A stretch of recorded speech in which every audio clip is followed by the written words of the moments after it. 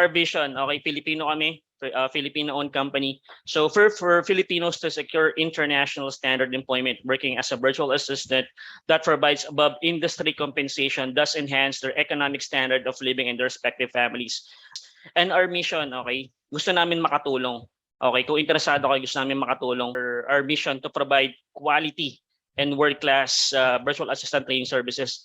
Bakit po world-class? Kasi po nagtatrabaho po kami diretso sa mga foreign clients. Yung mga virtual assistant po, yung mga professionals and have talent skills na nagbibigay ng professional services as a contractor or employee via internet. Ganun lang po siya kasimple. So virtual, not physically present, assistant, you'll be a representation of the business owners. That's 1,200 times 39 pang umaga, one client. So there are two informal offers. Pwede po sa PDF, okay?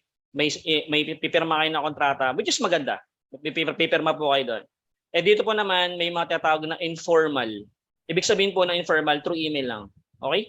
So $7 times 40 times 4, that's 1,120 times 54 peso.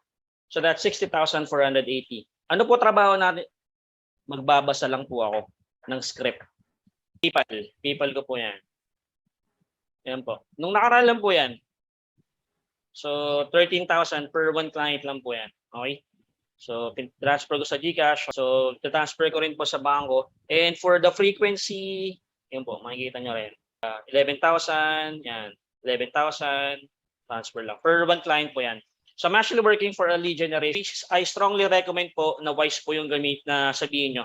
Diretso na po siya sa, ano nyo po, sa bank nyo, sa Wise. Yan po yun.